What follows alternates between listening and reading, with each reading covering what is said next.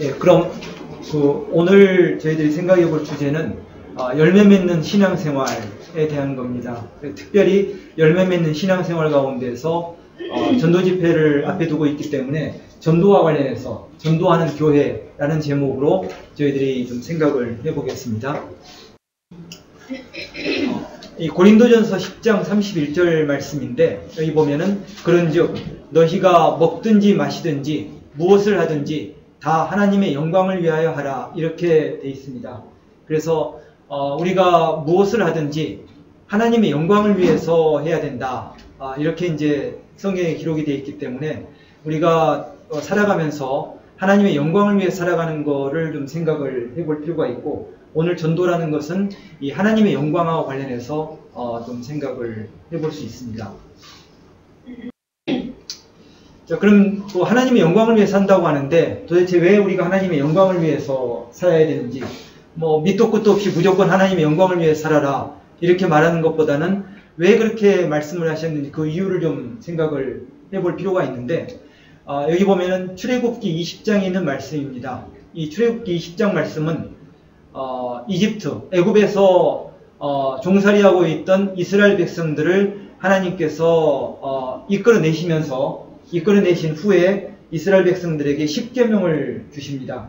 그런데 10계명의 첫 번째 계명, 10계명의 첫 번째 계명이 너는 나 외에는 다른 신들을 네게 있게 말지니라 이렇게 되어 있죠. 그러면은 왜 하나님 말고 다른 신을 섬겨서는 안 되는가? 이런 생각을 한번 해볼 수가 있는데 요 10계명 앞부분에 보면 이런 말이 있습니다. 하나님이 이 모든 말씀으로 일러 가라사대 나는 너를 애굽 땅 종되었던 집에서 인도하여 낸 너의 하나님 여호와로라. 그래서 하나님께서 이스라엘 백성들을 애굽 땅 종이 됐던 곳에서 인도해 냈기 때문에 구속을 했기 때문에 그렇기 때문에 너희들은 나 외에는 다른 신을 섬기지 말아야 된다라고 이야기를 하시는 겁니다.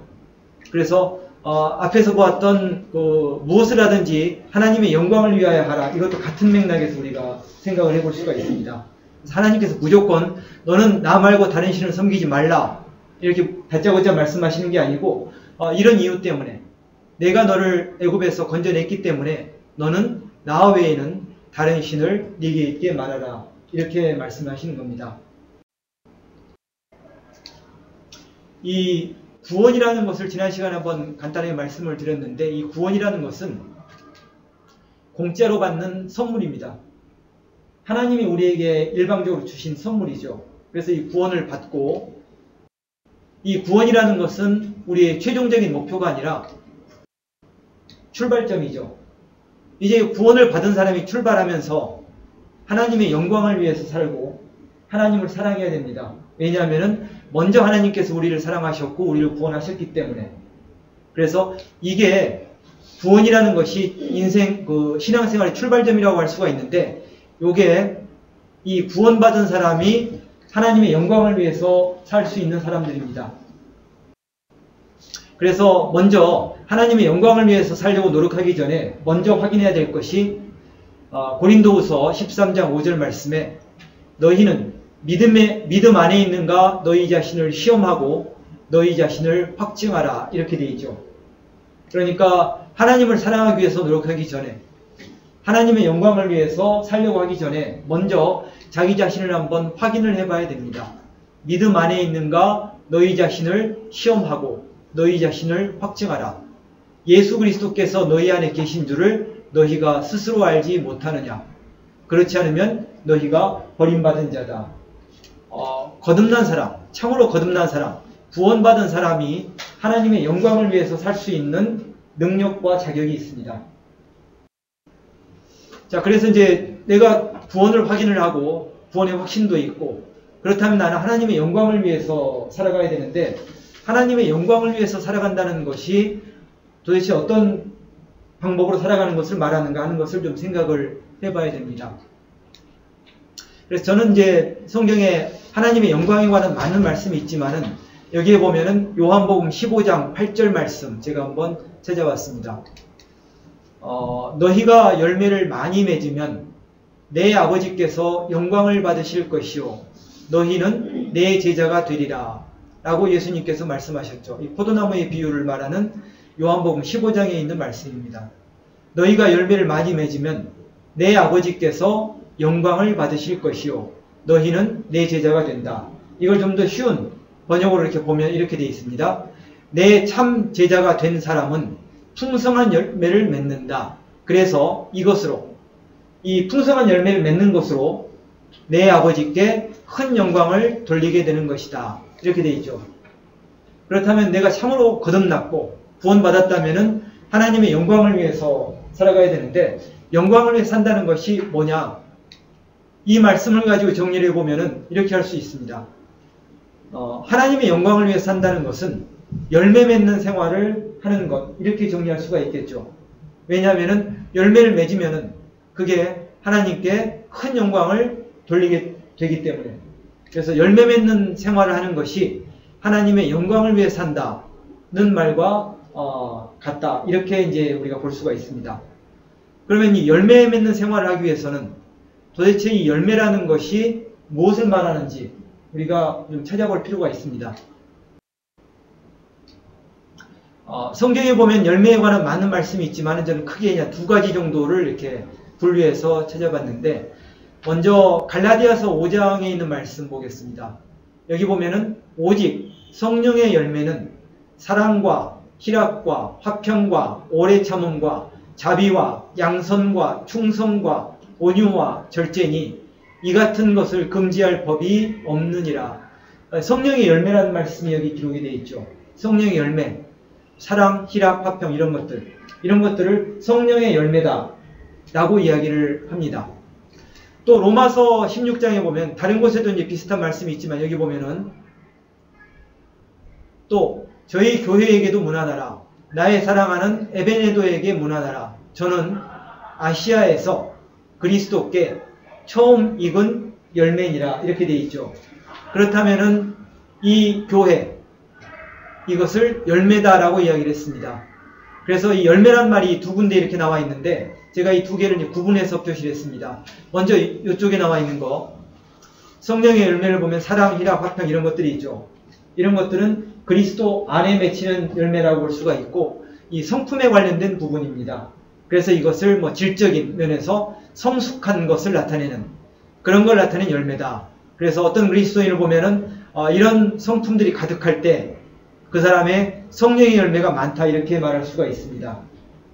그리고 또 하나는 외적으로 드러난 열매가 있습니다. 이건 뭐냐면은 누군가를 전도해서 어떤 사람이 구원을 받았다. 교회가 양쪽으로 성장을 한다. 그럴 경우에 그것도 역시 열매가 됩니다. 이거는 외적으로 드러나겠죠. 수적으로 불어나는 거니까. 그래서 이걸 양적으로 드러나는 성장. 이거는 성숙이라면은 요거는 성장이 된다. 양적으로 성장을 하고 질적으로 성숙된 내적 열매와 외적 열매.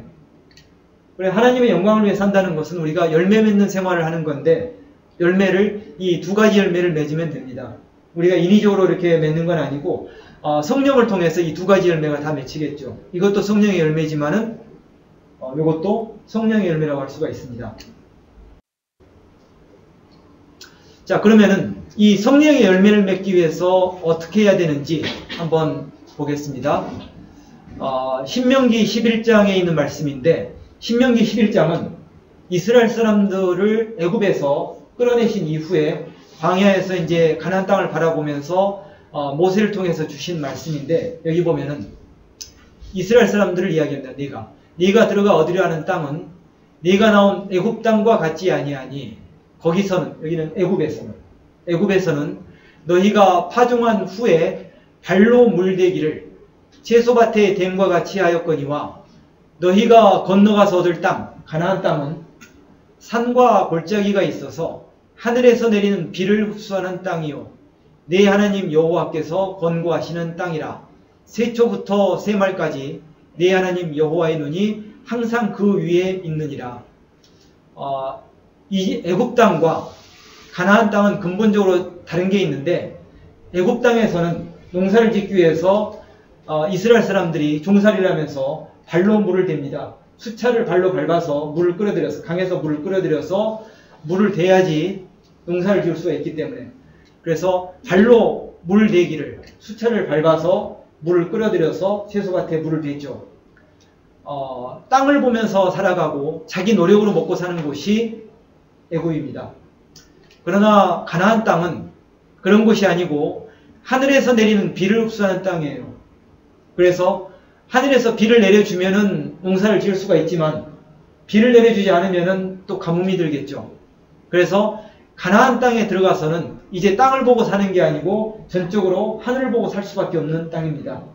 그래서 구원받은 사람은 구원받기 전과 구원받은 후에 생활 방식이 완전히 다르게 되어 있습니다. 그래서 보통 구원받은 사람들은 믿음으로 살아간다 이렇게 이야기를 하죠. 하나님을 의지하는 그 믿음을 통해서 살아가는 겁니다. 전에는 내 노력으로 내가 땀을 흘려서 발로 열심히 물을 대면은 채소밭에 넉넉히 돼서 농사를 많이 잘 지을 수가 있는 거지만 지금은 건너가서 얻을 땅 가나안 땅에서는 이제는 하늘을 바라볼 수밖에 없습니다. 전적으로 하나님을 의지할 수밖에 없습니다. 그래서 믿음을 가지고 살아가야 되는 것이고 항상 하나님께서 세초부터 세말까지 연초부터 연말까지 항상 하나님께서 나를 관찰하고 계시죠. 감찰하고 계시죠. 권고하시는 땅입니다. 또 믿음으로 살 수밖에 없는 것이고 구원받은 사람은 이제 믿음으로 살아가야 됩니다. 내 노력이 아니고 믿음으로. 그러면 이제 믿음으로 살아간다는 것이 그렇다면은 하나님만 바라보고 사는 것이 굉장히 수동적인 그런 생활을 의미하는 것이냐 이렇게 이제 오해할 수가 있습니다.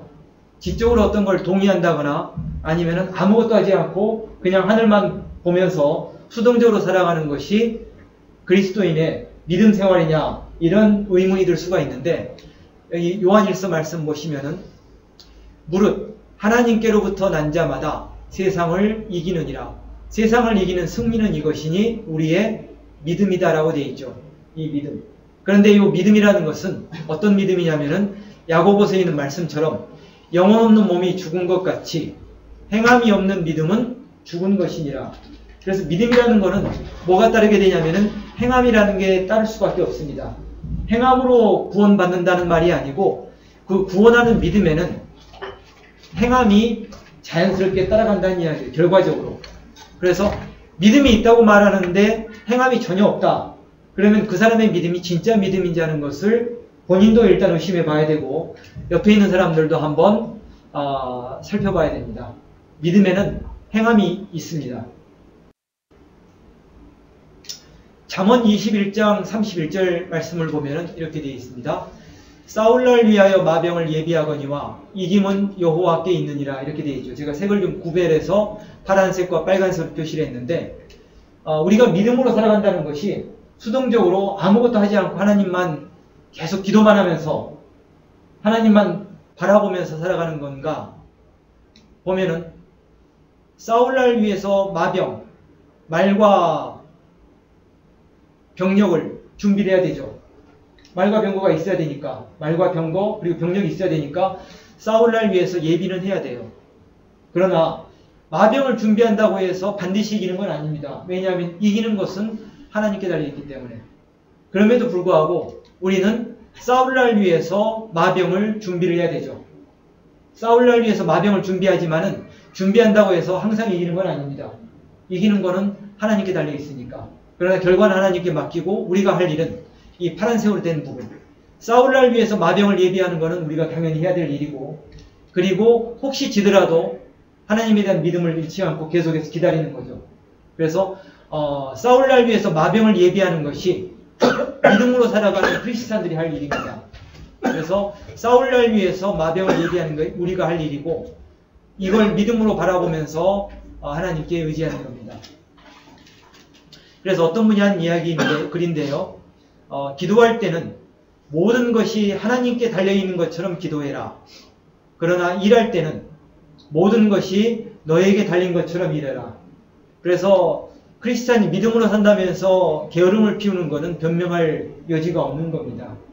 기도할 때는 모든 것이 하나님께 달리는 것처럼 기도하지만은 우리가 어떤 일을 할 때는 모든 게 나한테 달린 것처럼 이게 믿음으로 살아가는 게 아니고 나만 믿고 살아가는 거하고는 또 다른 겁니다. 이게 믿음으로 살아가는 사람들은 이렇게 해야 되죠. 기도할 때는 모든 게 하나님께 달려있는 것처럼 기도하지만 일할 때는 모든 게 나에게 달린 것처럼 일을 하고 결과는 이김은 여호와께 있느니라. 이 말씀처럼 하나님께 맡기고 기도하는 겁니다. 기다리는 겁니다. 그래서 우리가 해야 될 일이 분명히 있습니다. 열매를 맺는 생활을 하기 위해서 우리가 해야 될 일은 이 싸울 날 위해서 마병을 예비하는, 여기에 해당하는 일은 우리가 하는 거고, 열매를 맺게 해주시는 것은 하나님께서 해주십니다. 갈라디아서 6장 8절 말씀인데, 자기 육체를 위하여 심는 자는 육체로부터 썩어진 것을 거두고 성령을 위하여 심는 자는 성령으로부터 영생을 거두리라. 이렇게 되어 있죠. 여기서 보면 심는 것이 있고 거두는 게 있습니다. 심으면 거두죠. 싸울 날 위해서 마병을 예비하는 것, 이게 우리가 심는 거에 해당되는 겁니다. 무엇을 위해 심느냐 하는 것은 이제 각자 다르겠죠. 우리는 분명히 뭔가를 심어야 되고, 그러면은 우리는 거둘 수가 있습니다. 여기 보면은 여기 이제 인풋이라고 되어 있는 뭔가를 심는 게 있어요. 심으면은 거두죠. 농사를 짓더라도 뭔가를 심어야지 수확물을 거두게 되죠. 그래서 투입하는 게 있으면은, 뭔가를 집어넣는 게 있으면은 아웃풋, 결과가 있다. 그러면은 많이 심으면은 많이 거두는가? 꼭 그렇지는 않죠. 여기 이제 블랙박스 형식으로 되어 있죠. X라고 되어 있는 거. 이거는 우리가 모릅니다. 아까 싸울 날 위해서 마병을 예비하지만 이김은 여호와께 있죠. 싸울 날 위해서 마병을 예비한다고 해서 항상 이기는 건 아닙니다. 간혹 가다가 예비하지 않았지만 하나님께서 이기게 해주시는 경우도 있죠. 결과는 우리가 알 수 없는데, 우리가 할 거는 일단 투입하는 거, 심는 거, 이건 우리가 해야 되죠. 그러면은 많이 심으면은 많이 거두면 좋겠지만, 경우에 따라서는 많이 심었는데도 불구하고 별로 많이 못 거두는 경우도 있죠. 그러나 우리가 심는 거는 부지런히 해야 되죠. 그리고 심는 거는 육체를 위해서 심는 것도 있고 성령을 위해 심는 것도 있습니다. 우리는 성령을 위해서 심어야 되겠죠. 이걸 심어야 됩니다. 그러나 우리가 많이 심는다고 해서 아침부터 밤까지 일한다고 해서 열매를 많이 거둔다, 이런 확신을 가져서는 또 안 됩니다. 그렇게 될 수가 있겠지만 그렇게 되지 않을 수도 있기 때문에 결과는 하나님께 맡기고 우리는 열심히 이 자기 육체를 위하여가 아니라 성령을 위하여 심어야 됩니다. 이 그림을 좀 더 한번 보겠습니다. 이쪽에 우리가 심는데 뭘 심어야 되는지 이걸 한번 보겠습니다. 육체를 위하여 심는 게 아니고 성령을 위하여 심는다면 도대체 우리는 어떤 걸 심어야 되는가? 여기 두 개가 비슷한 것들이 있죠. 말씀, 기도, 교제, 봉사가 있고 말씀, 기도, 교제, 전도. 이거 말씀, 기도, 교제, 전도. 말기 교전이라는 거 혹시 어디서 많이 들어보셨죠? 이거는 아마 들어보셨을 텐데 이거하고 말씀, 기도, 교제, 봉사하고 말씀, 기도, 교제, 전도하고 이렇게 보면은 이렇게 생각을 하면 말씀, 기도, 교제, 전도를 우리가 심는 것으로 생각을 하게 되면은 문제가 생길 수가 있습니다. 양적 성장에 지나치게 집중하는 그런 위험을 범할 수가 있는데 사실 전도라는 거는 우리가 심는 게 아니고 열매입니다. 하나님께서 주신 열매고 우리가 만약에 어떤 전도 집회를 한다. 전도 집회에 데려간다는 걸 우리가 보통 전도한다라고 이야기를 하는데 전도를 하기 위해서 우리가 봉사를 하는 거다라고 생각을 하는 것이 정확한 표현입니다.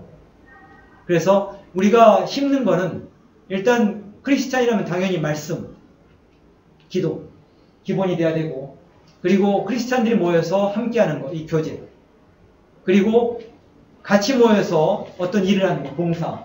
이 봉사는 교회당 안에서의 봉사뿐만 아니라 우리가 세상에 살아가는 것 자체가 봉사입니다. 그래서 우리는 세상 사람들 가운데에서 빛으로 드러나야 되거든요. 그리스도의 향기를 나타내야 되기 때문에 교회에서 하는 일이 봉사가 아니고 교회에서 하는 일도 봉사지만 직장에서, 가정에서 하는 것도 여기 봉사에 들어갑니다. 그리고 전도 집회에 데려가는 것 봉사가 되겠죠. 그래서 말씀, 기도, 교제, 전도가 아니라 말씀, 기도, 교제, 봉사. 이 봉사를 좀 더 넓은 의미에서 본다면은 우리의 생활 자체를 봉사라고 하면 돼요. 그래서 우리가 평소에도 크리스찬다운 생활을 해야 되죠. 교회당 안에서 뿐만 아니라 직장에서, 가정에서, 학교에서.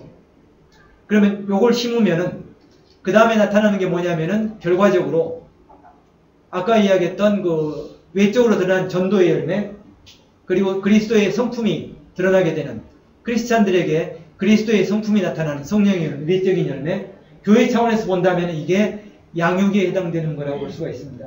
개인적으로 점점 그리스도를 닮아가면서 성령의 열매가 내 쪽으로 맺히는 것, 그런 사람들이 많아지도록 하는 것이 교회에서 본다면 양육이 되겠죠. 전도와 양육 이 두 개는 열매에 해당된다고 볼 수가 있습니다. 그럼 우리가 전도와 양육 어느 쪽에 집중을 해야 되느냐?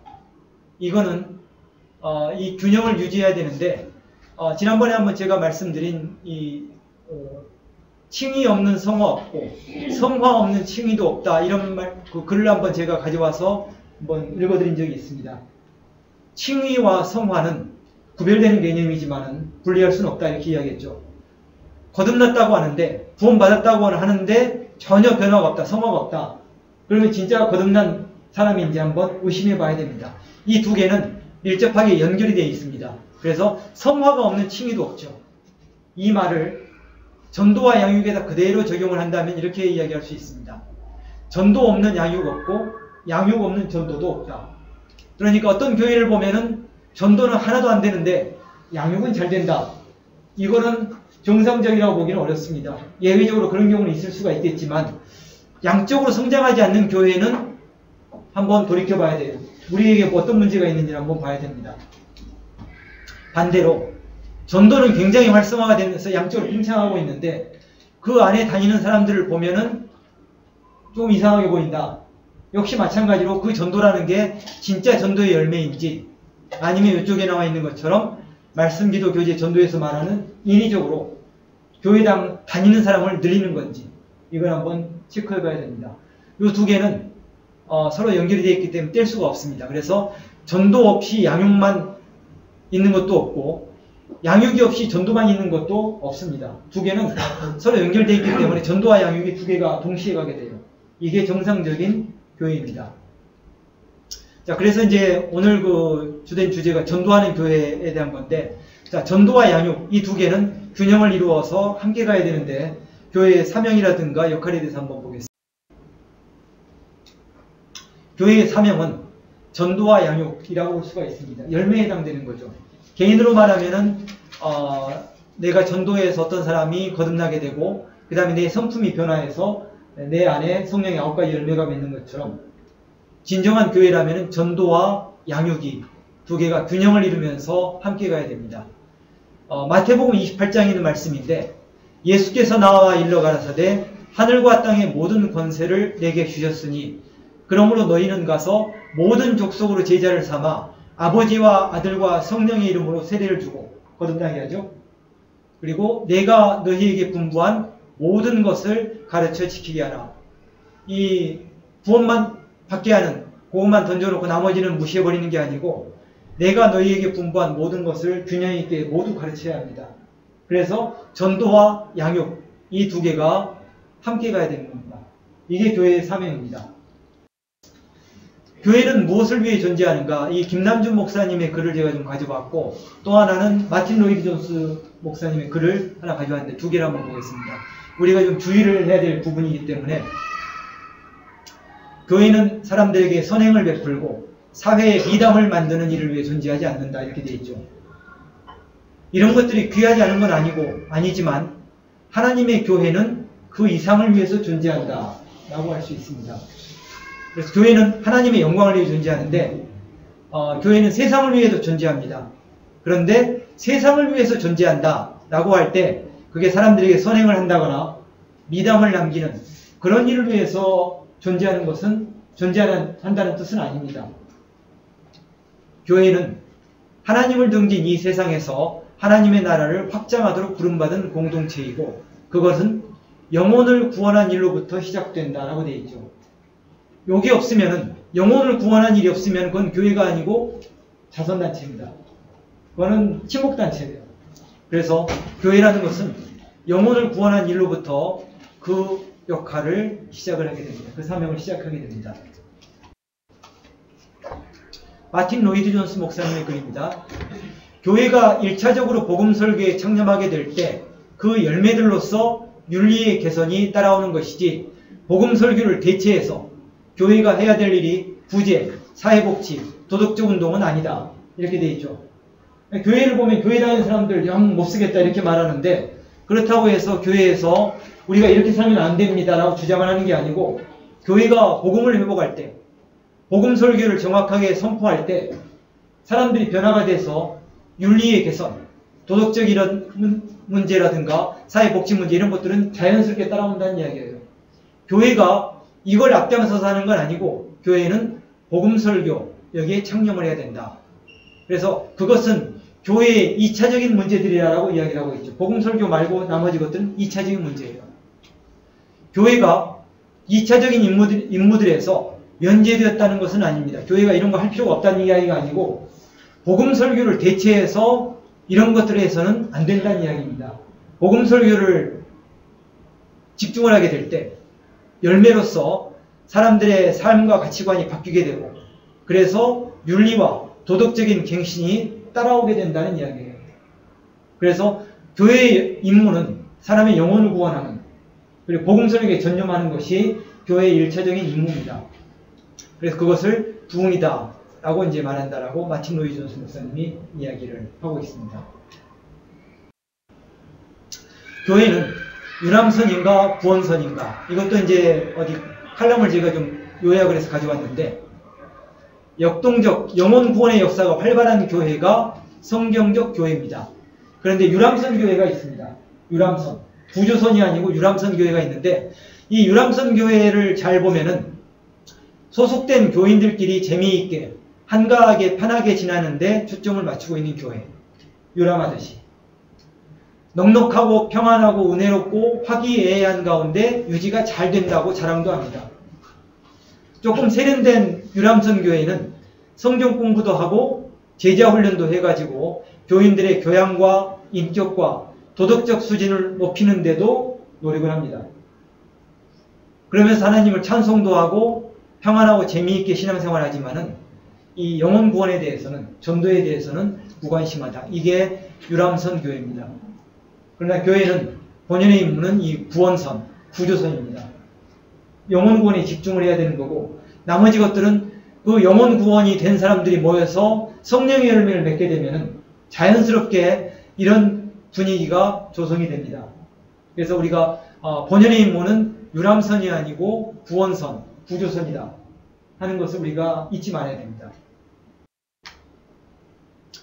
자, 이걸 한번 보겠습니다. 좋은 병원은 어떤 병원을 좋은 병원이라고 하는지 우리가 생각을 해보면은, 좋은 교회라는 것은 어떤 교회를 좋은 교회라고 하는지도 쉽게 알 수 있습니다.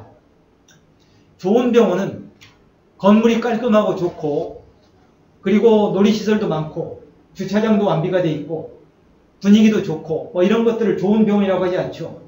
병원은 일단 치료를 잘해야 되죠. 건물이라든가 그 외의 시설들은 부수적인 겁니다. 그 건물이라든가 시설도 중요하지만은 1차적으로 병원은 일단 병을 치료해 줄 수 있어야 돼요. 그렇다면은 좋은 교회는 일단 사람을 구원받도록 할 수 있어야 됩니다. 그 외에 나머지 것들이 아무리 좋아도 그게 안 된다면은 좋은 교회가 될 수가 없죠. 치료가 안 되면은 좋은 병원이라고 할 수 없듯이, 영혼 구원을 할 수가 없다면은 좋은 교회라고 할 수가 없습니다.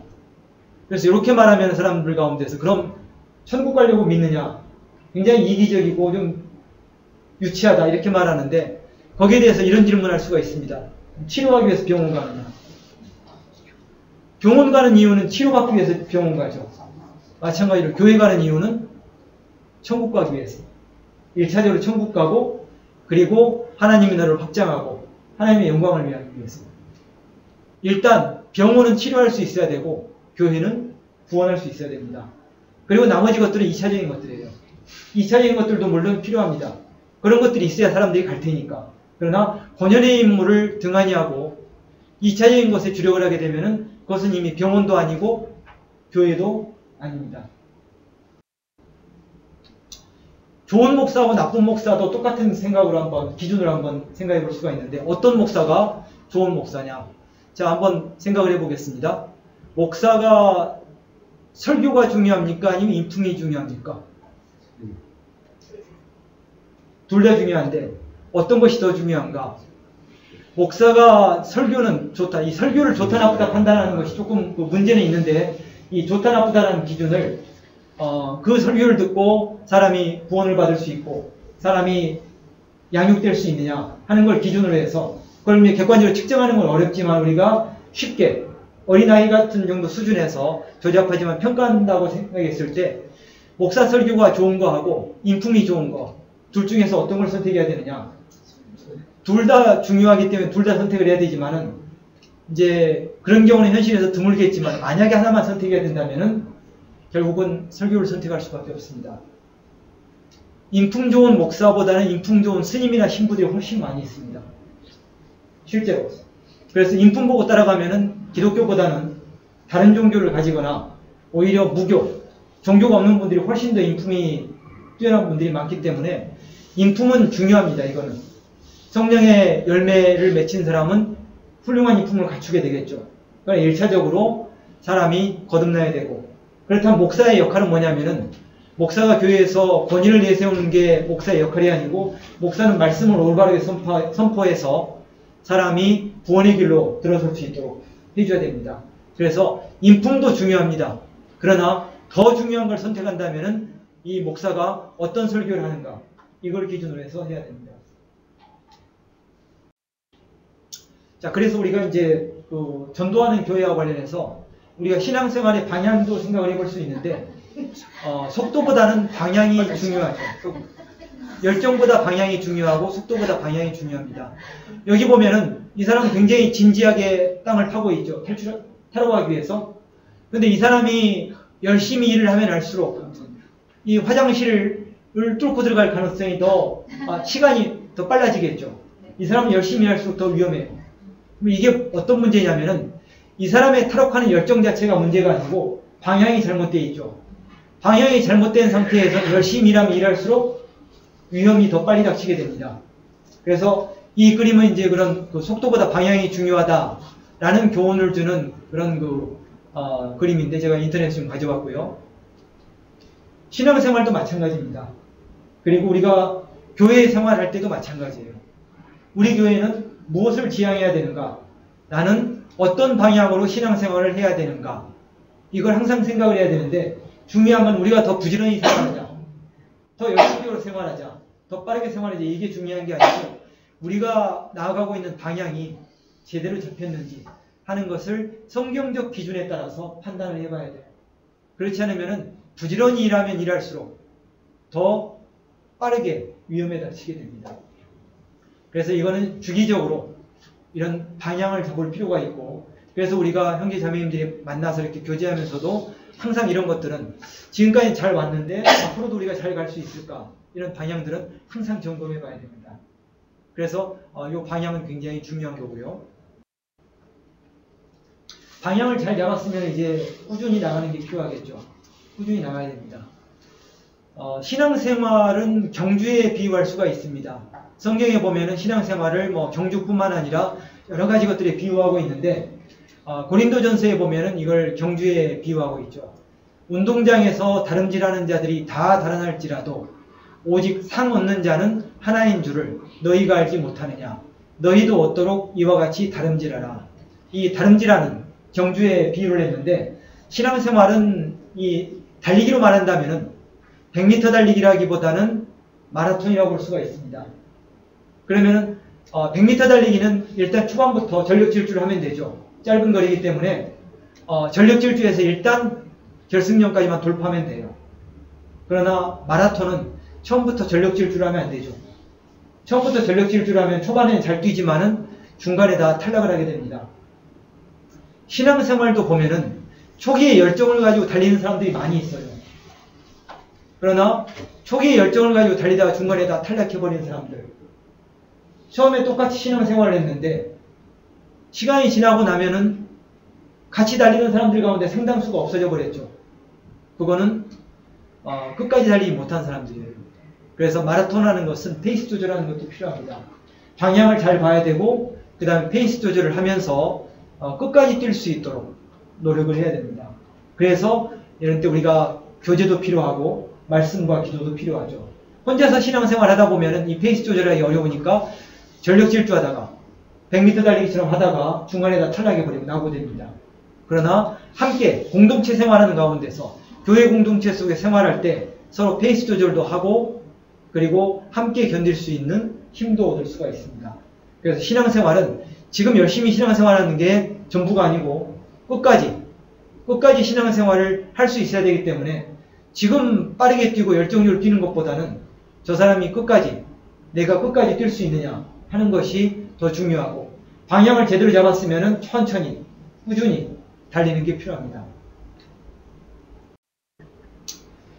모소라는 대나무가 있습니다. 이 모소라는 대나무를 보면은 이제 우리가 끝까지 뛰는 거, 인내심을 가지고 끝까지 신앙생활을 해야 된다는 관련해서 교훈을 좀 받을 수가 있는데 이 중국에 있는 희귀종 대나무라고 합니다.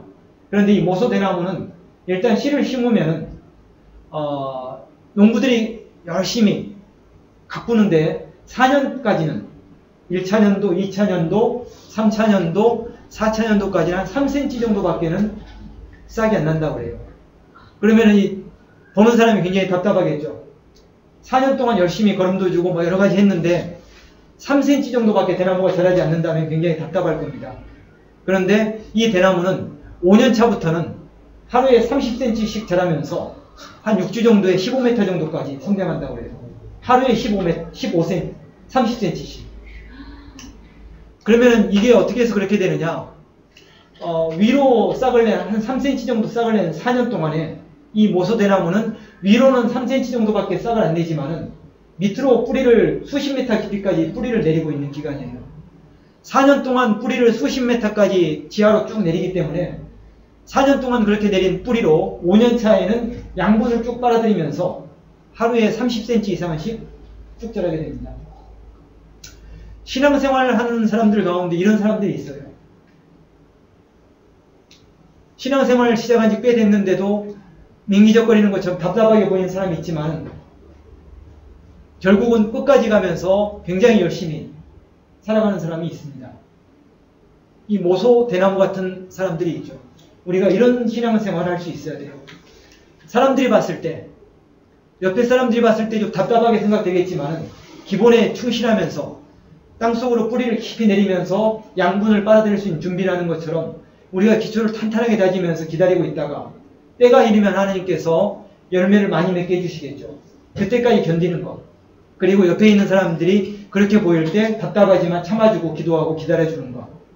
이게 우리가 교회 공동체에서 해야 될 일입니다. 그래서 우리는 끝까지 버티면서 전도를 해야 되는데 여기 보면 이제 유머 사이트에서 가져온 그림입니다.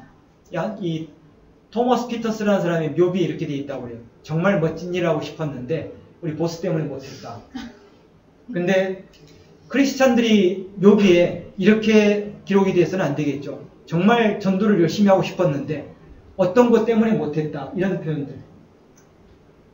하나님 앞에 섰을 때 정말 내가 구원을 받고 전도를 멋지게 하고 싶었는데 옆에 있는 이 사람 때문에 내가 못했다. 어떤 환경 때문에 못했다. 어떤 목사 때문에 못했다. 이렇게 말하는 것은 핑계거리가 될 수 없습니다. 그래서 어쨌든 전도는 해야 돼요. 전도를 하기 위해서는 이제 많은 인내도 필요하죠.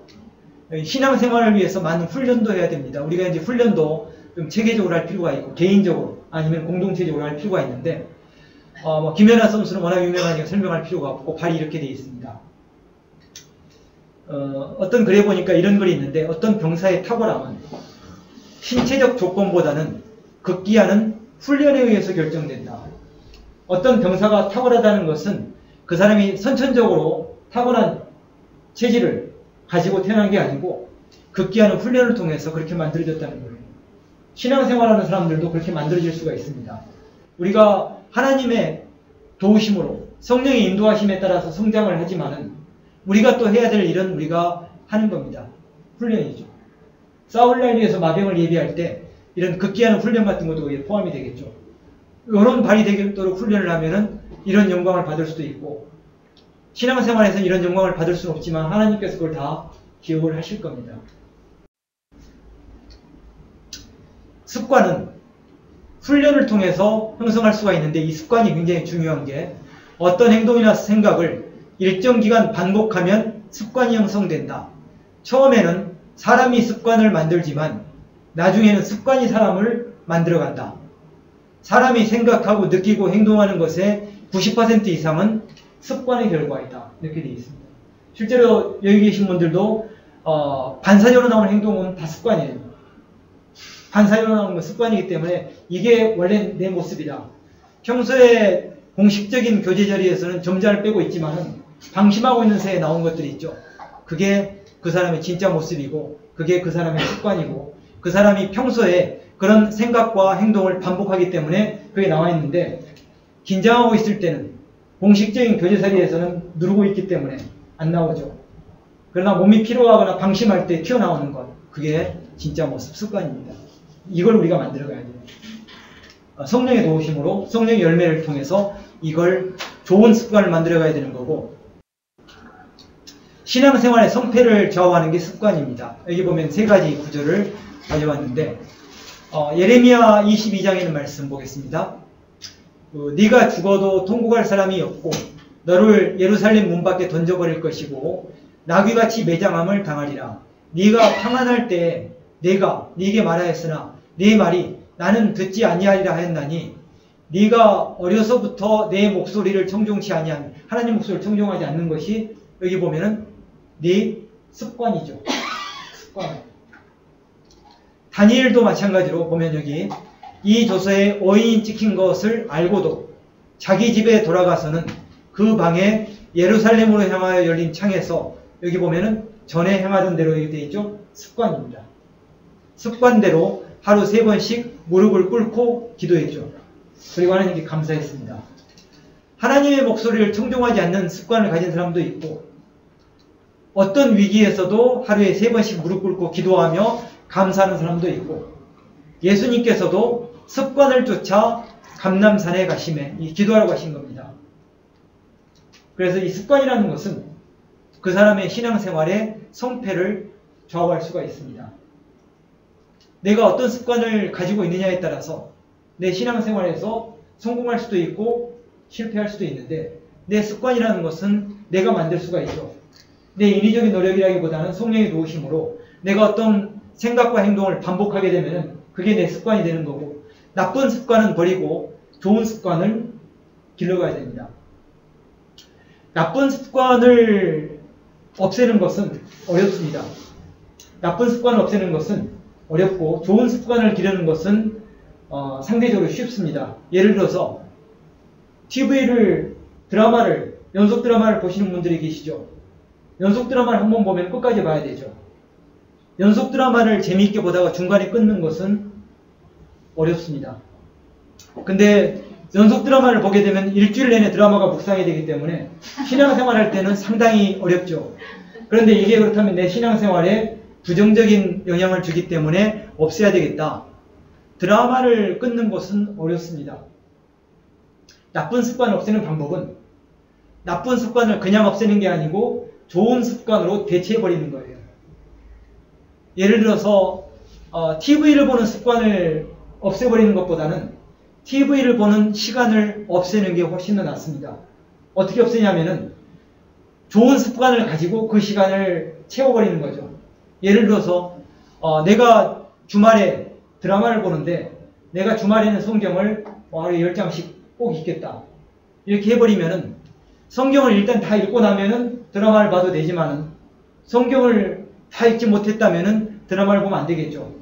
그래서 자연스럽게 시간이 부족해서 나쁜 습관을 쫓을 시간을 없애버리는 그런 방법이 나쁜 습관을 좋은 습관으로 대체해버리는 방법입니다.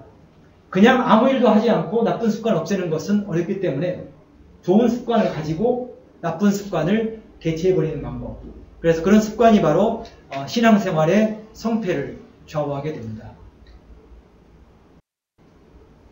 자, 보면은 그러면 이제 우리가 좋은 습관을 들이게 되면은 우리가 신앙생활에 바로 성공할 수 있느냐, 열매를 많이 맺느냐, 그렇지는 않습니다. 여기 보면 이제 빨간 글씨로 표시한 글씨가 있습니다. 역대상과 역대하에 있는 말씀인데, 먼저 역대상에 있는 말씀을 한번 보겠습니다. 만군의 여호와께서 함께 계시니 다윗이 점점 강성하여 가니라, 이렇게 되어 있죠. 역대하에 있는 말씀을 보겠습니다. 요담이 그 하나님 여호와 앞에서 정도를 행하였으므로 바른 길을 행했다 이렇게 되어 있습니다. 점점 강화해졌더라 이렇게 되어 있죠. 하나님께서 함께 하셨다면은 다윗이 곧바로 강성해져야 되는데 성경에 보면은 다윗이 점점 강성하여졌다 이렇게 되어 있고, 하나님 앞에 정도를 행했으면 그 다음부터는 순탄하게 곧바로 강해져야 되는데 여기서 보면은 점점 강화해졌다 이렇게 되어 있죠. 그래서 우리가 신앙생활할 때 성장하는 것은, 영적으로 성숙되어 가는 것은, 성령의 열매를 맺어가는 것은 하루아침에 맺는 게 아니고 점점 하나님께서 함께 하시니까 점점 강해졌고, 정도를 걸었으니까 점점 강해졌다. 우리가 신앙생활의 열매를 맺는 것도 우리가 해야 될 일을 하고 있으면 때가 되면 하나님께서 점점 열매를 많이 맺게 해주실 겁니다. 그리고 혹시 우리를 통해서 직접적으로 열매를 맺을 수도 있지만 하나님께서는 우리가 부분적으로 노력한 걸 가지고 다른 사람을 통해서 열매를 거두실 수도 있어요. 어떤 경우가 됐건 우리의 노력은 우리가 정도를 행하고 하나님이 우리와 함께 하시다면 우리의 노력은 헛되질 않습니다. 육체를 위해서 심는 것은 헛된 것을 거둘 수 있지만 성령을 위해서 심는 것은 우리가 결코 헛되지 않고 반드시 영적으로 열매를 거둘 수가 있습니다. 그래서 오늘 이제 그 열매 맺는 신앙생활, 특히 이제 전도하는 교회와 관련해서 개인적으로 우리가 신앙생활하면서 살아가는 목표가, 살아가는 목적은 우리가 전도하고 그리고 내가 점점 더 그리스도를 닮아가는 내적인 성령의 열매를 맺는 건데, 이 두 개는 서로 연결이 되어 있습니다. 개인적으로도 연결이 되어 있죠. 내가 그리스도 앞에서 변화가 되지 않았는데 나를 통해서 전도가 많이 된다. 그런 일은 있을 수는 있지만 드물게 일어날 겁니다.